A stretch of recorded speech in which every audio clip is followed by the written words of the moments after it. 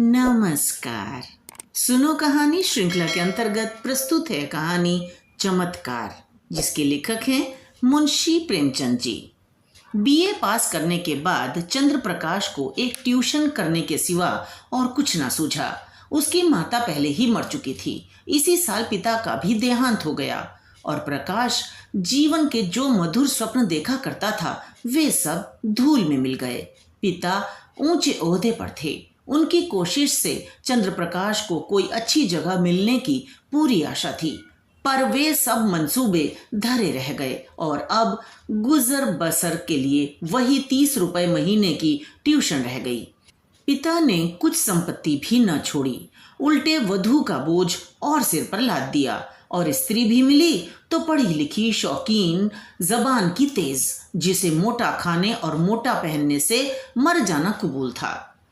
चंद्र प्रकाश को 30 रुपए की नौकरी करते शर्म तो आई, लेकिन ठाकुर साहब ने रहने का स्थान देकर उसके आंसू पोंछ दिए।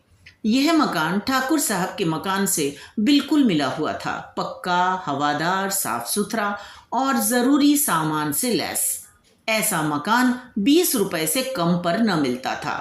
काम केवल 2 घंटे का।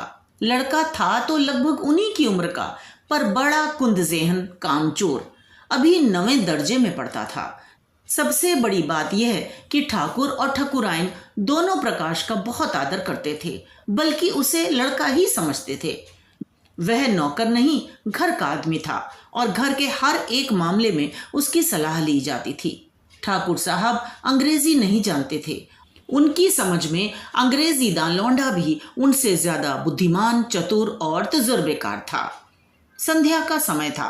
प्रकाश ने अपने शिष्य वीरेंद्र को पढ़ाकर छड़ी उठाई तो ठकुराइन ने आकर कहा, अभी ना जाओ बेटा, जरा मेरे साथ आओ, तुमसे कुछ सलाह करनी है।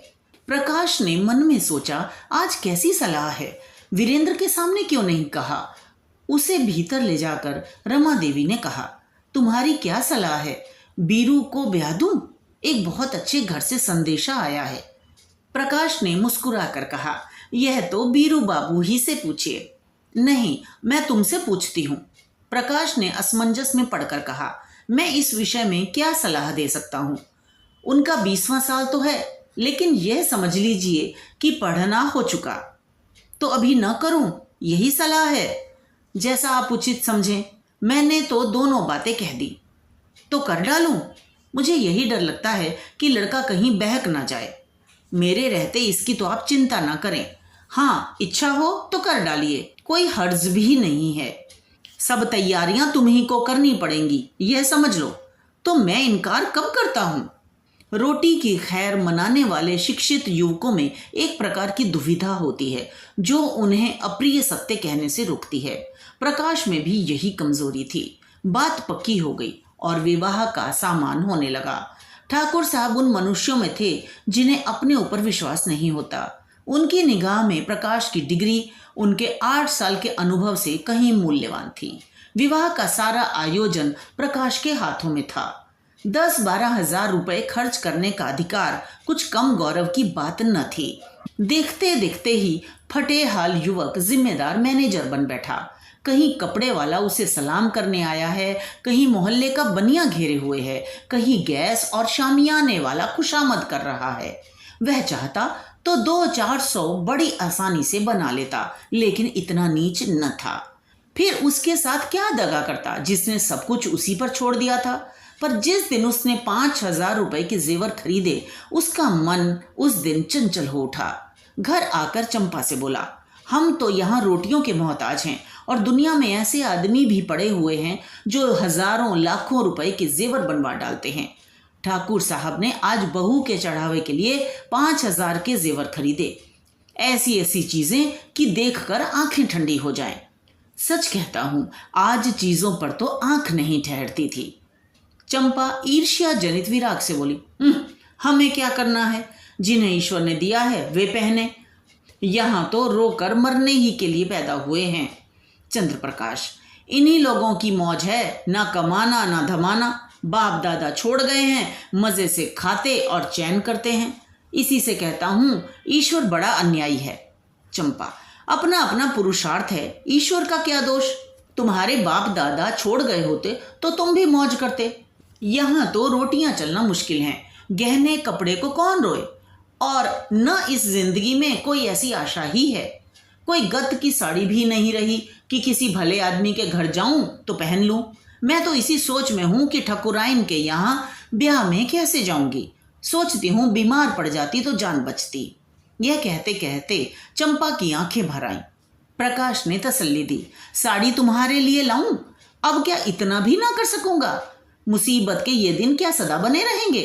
जिंदा रहा तो एक दिन तुम सिर से पांव तक जेवरों से लदी रहोगी। चंपा मुस्कुरा कर बोली, चलो ऐसी मन की मिठाई मैं नहीं खाती। निबाह होता जाए यही बहुत है, गहनों की साध नहीं है। प्रकाश ने चंपा की बातें सुनकर लज्जा और दुख से सिर झुका लिया। चंपा उसे इतना पुरुषार्थहीन समझती है। रात को दोनों भोजन करके लेटे तो प्रकाश ने फिर गहनों की बात छेड़ी। गहने उसकी आंखों में बसे हुए थे। इस शहर में ऐसे बढ़िया गहने बनते हैं, मुझे इसकी आशा न थी। चंपा ने कहा, कोई और बात करो, गहनों की बात सुनकर जी जलता है। वैसी चीजें तुम पहनो तो रानी मालूम होने लगो। गहनों से क्या सुंदरता बढ़ जाती है। मैंने तो ऐसी बहुत सी औरतें देखी हैं जो गहने पहनकर भद्दी दिखने लगती हैं। ठाकुर साहब भी मतलब के यार हैं। ये ना हुआ कि कहते इनमें से कोई चीज चंपा के लिए भी लेते जाओ। तुम भी कैसी बच्चों की सी बातें करते हो। इसमें बचपने की क्या बात है? कोई उदार आदमी कभी इतनी कृपणता ना करता। मैंने तो कोई ऐसा उदार आदमी नहीं देखा जो अपनी बहू के गहने किसी गैर को दे दे। मैं गैर नहीं हूं, हम दोनों एक ही मकान में रहते हैं। मैं उनके लड़के को पढ़ाता हूं और शादी का सारा इंतजाम कर रहा हूं। अगर 100-200 की कोई चीज दे देते तो वह निष्फल ना जाती, मगर धनवानों का हृदय धन के भार से दबकर सिकुड़ जाता है। उनमें उदारता के लिए स्थान ही नहीं रहता। रात के 12 बज गए हैं, फिर भी प्रकाश को नींद नहीं आती। बार बार ही चमकीले गहने आंखों के सामने आ जाते हैं। कुछ बादल हो आए हैं और बार बार बिजली चमक उठती है। सहसा प्रकाश चारपाई से उठ खड़ा हुआ। उसे चंपा का आभूषणहीन अंग देखकर दया आई। यही तो खाने पहनने की उम्र है और इसी उम्र में इस बेचारी को हर एक चीज के लिए तरसना पड़ रहा है। वह दबे पांव कमरे से बाहर निकलकर छत पर आया। ठाकुर साहब की छत इस छत से मिली हुई थी। बीच में एक 5 फीट ऊंची दीवार थी। वह दीवार पर चढ़कर ठाकुर साहब की छत पर आहिस्ता से उतर गया। घर में बिल्कुल सन्नाटा था। उसने सोचा पहले जीने से उतरकर ठाकुर साहब के कमरे में चलूं। अगर वे जाग गए तो जोर से हंसूंगा और कहूंगा कैसा चकमा दिया, या कह दूंगा मेरे घर की छत से कोई आदमी इधर आता दिखाई दिया, इसलिए मैं भी उसके पीछे पीछे आया कि देखूं ये क्या करता है। अगर संदूक की कुंजी मिल गई तो फिर फतेह है। किसी को मुझ पर संदेह ही ना होगा। सब लोग नौकरों पर संदेह करेंगे। मैं भी कहूंगा साहब नौकरों की हरकत है, इन्हें छोड़कर और कौन ले जा सकता है। मैं बेदाग बच जाऊंगा। शादी के बाद कोई दूसरा घर लूंगा। फिर धीरे धीरे एक एक चीज चंपा को दूंगा जिसमें उसे कोई संदेह ना हो। फिर वह जीने से उतरने लगा तो उसकी छाती धड़क रही थी। धूप निकल आई थी। प्रकाश अभी सो रहा था कि चंपा ने उसे जगाकर कहा, बड़ा गजब हो गया, रात को ठाकुर साहब के घर में चोरी हो गई। चोर गहने की संदूकची उठा ले गया। प्रकाश ने पड़े पड़े पूछा, किसी ने पकड़ा नहीं चोर को? किसी को खबर भी हो? वह संदूकची ले गया जिसमें ब्याह के गहने रखे थे।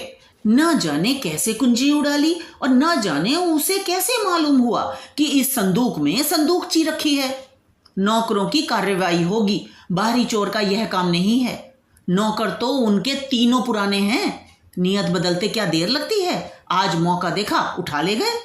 तुम जाकर जरा उन लोगों को तसल्ली तो दो। ठकुराइन बेचारी रो रही थी। तुम्हारा नाम ले लेकर कहती थी कि बेचारा महीनों इन गहनों के लिए दौड़ा, एक एक चीज अपने सामने जंचवाई और चोर दाढ़ीदारों ने उसकी सारी मेहनत पर पानी फेर दिया। प्रकाश चटपट उठ बैठा और घबराता हुआ सा जाकर ठकुराइन से बोला, ये तो बड़ा अनर्थ हो गया माता जी, मुझसे तो अभी अभी चंपा ने कहा। ठाकुर साहब सिर पर हाथ रखे बैठे हुए थे। बोले, कहीं सेंध नहीं, कोई ताला नहीं टूटा, किसी दरवाजे की चूल नहीं उतरी, समझ में नहीं आता चोर आया किधर से। ठकुराइन ने रोकर कहा, मैं तो लुट गई भैया, ब्याह सर पर खड़ा है, कैसे क्या होगा भगवान। तुमने दौड़ धूप की थी, तब कहीं जाके चीजें आई थी, ना जाने किस मनहूस साइड से लगन आई थी। प्रकाश ने ठाकुर साहब के कान में कहा, मुझे तो किसी नौकर की शरारत मालूम होती है। ठकुराइन ने विरोध किया, अरे नहीं भैया, नौकरों में ऐसा कोई नहीं, 10-10 हजार रुपए यूं ही ऊपर रखे रहते थे, कभी एक पाई भी नहीं गई। ठाकुर साहब ने नाक सिकोड़कर कहा, तुम क्या जानो आदमी का मन कितना जल्द बदल जाया करता है। जिसने अब तक चोरी नहीं की वह कभी चोरी न करेगा, यह कोई नहीं कह सकता।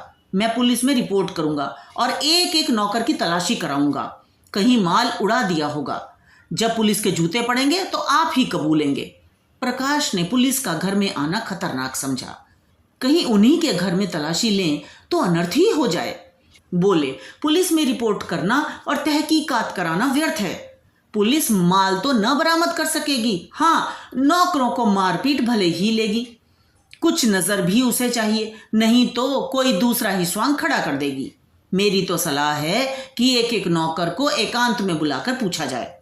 ठाकुर साहब ने मुंह बनाकर कहा, तुम भी क्या बच्चों की सी बातें करते हो प्रकाश बाबू। भला चोरी करने वाला अपने आप कबूलेगा? तुम मारपीट भी तो नहीं करते। हाँ, पुलिस में रिपोर्ट करना मुझे भी फिजूल मालूम होता है। माल बरामद होने से रहा, उल्टे महीनों की परेशानी हो जाएगी। प्रकाश, लेकिन कुछ ना कुछ तो करना ही पड़ेगा। ठाकुर साहब, कोई लाभ नहीं। हाँ, अगर कोई खुफिया पुलिस हो जो चुपके चुपके पता लगावे तो अलबत्ता माल निकाल आए, लेकिन यहाँ ऐसी पुलिस कहाँ। तकदीर ठोक कर बैठे रहो और क्या। प्रकाश, आप बैठे रहिए, लेकिन मैं बैठने वाला नहीं। मैं इन्हीं नौकरों के सामने चोर का नाम निकलवाऊंगा। ठकुराइन, नौकरों पर मुझे पूरा विश्वास है, किसी का नाम निकल भी आए तो मुझे संदेह ही रहेगा। किसी बाहर के आदमी का काम है, चाहे जिधर से आया हो, पर चोर आया बाहर से। तुम्हारे कोठे से भी तो आ सकता है। ठाकुर साहब, हाँ जरा अपने कोठे पर तो देखो, शायद कुछ निशान मिले। कल दरवाजा तो खुला नहीं रह गया। प्रकाश का दिल धड़कने लगा। बोला, मैं तो 10 बजे द्वार बंद कर लेता हूँ। हाँ, कोई पहले से मौका पाकर कोठे पर चला गया हो और वहां छिपा बैठा रहा हो तो बात दूसरी है।